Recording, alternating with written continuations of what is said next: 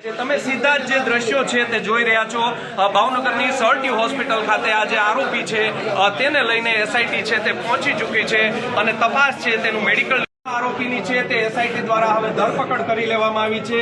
બગદાણા નજીક જ આવેલું એક જે કોદિયા ગામ છે ત્યાંનો વ્યક્તિ છે।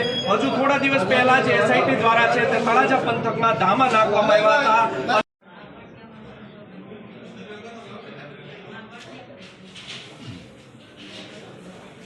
एसआईटी द्वारा 8 आरोपी फर्दर रिमांड કર્યા છે। અન્ય આરોપીના જે નામ છે તે જે ડુંગળીના પડોળો ખુલતા હોય તેમ એક બાદ એક છે તે એસઆઈટી દ્વારા જે આરોપીઓ છે તેની ધરપકડ કરી લેવામાં આવશે। અગાઉ પણ એસઆઈટીએ કાનાભાઈ કામળિયા જે ગામ પાછળ ઉંમરનો વ્યક્તિ છે તેની ધરપકડ 15 તારીખના રોજ કરી હતી। ત્યારબાદ 16 તારીખના રોજ સંજય બેચરભાઈ ચાવડા છે નિવેદન જે વિશેષ જે મારે આપવાનું હતું, જે મારે જે પ્રૂફ રજૂ કરવાના હતા એ મેં 15 મુદ્દા રજૂ કર્યા છે। એની ઉપર તપાસ થાય એવી મેં માંગણી કરી છે। અચ્છા નવનીતભાઈ, 3 કલાક સુધી મેરેથોન જે તમારું નિવેદન નોંધવામાં આવ્યું છે, કયા કયા પ્રકારના સવાલ તમને એસઆઈટી દ્વારા કરવામાં આવ્યા હતા? સવાલ તો તપાસનો વિષય છે। જાહેર કરવાથી તો તમને ખબર છે ને મને ખબર છે, જાહેર કરવાથી આરોપીઓને ક્યાંય ને ક્યાંય છેડા કરવાનું મળે, એટલા માટે મુદ્દા જાહેર કરતો નથી। શું લાગે છે આજે તમારું નિવેદન નોંધાયા બાદ તમને હવે એસઆઈટી ઉપર કેટલો વિશ્વાસ છે કે તમને ન્યાય મળશે? જે મારા મુદ્દા છે એ પ્રમાણે જો તપાસ યોગ્ય થશે તો જરૂર મુખ્ય આરોપી સુધી પહોંચે જશે। નવનીતભાઈ, શનિવારે પણ 2 પીઆઈ નો જે અહીંયા તપાસ શરૂ થઈ હતી તે બાબતે શું કહેશો? એ બાબત તો એ તપાસનો વિષય છે, એમાં તો મને કઈ ખ્યાલ નથી। જે કાંઈ એસઆઈટી વાળા એમની પૂછપરછ કરી અને જે કાંઈ કર્યું એ મને ખ્યાલ નથી। નવનીતભાઈ, એક કોલ રેકોર્ડિંગ પર વાયરલ થયું હતું જેમાં આરોપીઓ બદલાવાના આક્ષેપ થયા હતા, એ બાબતે તમે એસઆઈટી સમક્ષ ખુલાસાઓ કર્યા છે કે એ તો પૂછવામાં આવ્યું હતું કે ભાઈ આ કોઈ કહે છે કે ભાઈ એ મારો તપાસનો વિષય અમે જાહેર ન કરી શકીએ। તમે તમારી વાત ઉપર મુકમ છો? હા, હું મારી વાત ઉપર શરૂઆત એવું કહી રહ્યા છો કે જયરાજભાઈ આહિર દ્વારા હુમલો કરવામાં આવ્યો છે, તો તમે એવું ખુલીને શા માટે નથી કહી શકતા કે તમારી પાસે શું એવિડન્સ છે?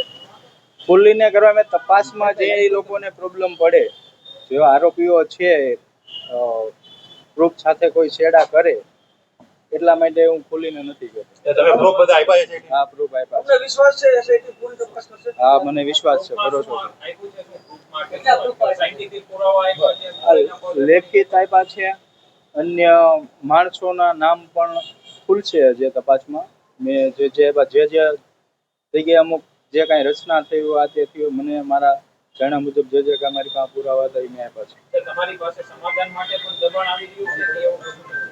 એવું કશું કરતા છે એની કે રાજકીય લેવલમાં મારે આજે સમાધાન નથી કરવાનું અને કાલે નથી કરવાનું, બરોબર? મારે મારો સમાજ સાથે છે, મારા આગેવાનો સાથે છે।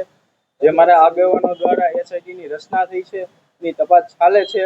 અત્યારે તો એવું થોડું લાગે છે કે યોગ્ય દિશામાં ચાલે છે અને હજી પણ યોગ્ય દિશામાં તપાસ કરશે એટલે મૂળ આરોપી સુધી પહોંચી જવાશે એવી મને આશા છે। નવનીતભાઈ, 20 દિવસ થયા છે તેમ છતાં હજી કોઈ નિષ્કર્ષ ઉપર પહોંચી નથી એસઆઈટી, હવે શું લાગે છે?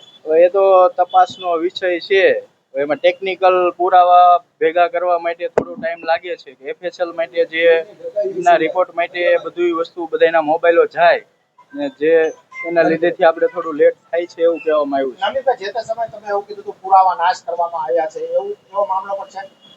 એ પુરાવા નાશ કરવા જે તે જગ્યાએ આરોપીઓ ખોટી રોકાણા હતા, જ્યાં કાવતરું રચ્યું ત્યાંના સીસીટીવી ફૂટેજનું એવું જાણવા મળ્યું છે કે એ લોકોએ હાર્ડ ડિસ્ક બદલી હોય કે સીસીટીવી ફૂટેજ ગાયબ કર્યા હોય એવું મને જાણવા મળ્યું છે। નવનીતભાઈ, તમારી ઉપર ગંભીર આરોપ થઈ રહ્યા છે વિવિધ પ્રકારના, જેમાં ગેરકાયદેસર ખનન હોય કે પછી અન્ય પ્રવૃત્તિઓ હોય, તો તમારી ઉપર પણ આક્ષેપ થઈ રહ્યા છે, સોશિયલ મીડિયામાં વિડીયો પણ વાયરલ થઈ રહ્યા એ બધું મારો કેસ ડાયવર્ટ કરવા માટેનું બધું છે। જે સામેવાળા છે કોઈના કોઈ કેસ ડાયવર્ટ કરવા માટે, મુદ્દો ભટકાવવા માટે આ બધું કરી રહ્યા છે। છે. તમારા દીકરાને પણ એસઆઈટી છે તપાસ માટે?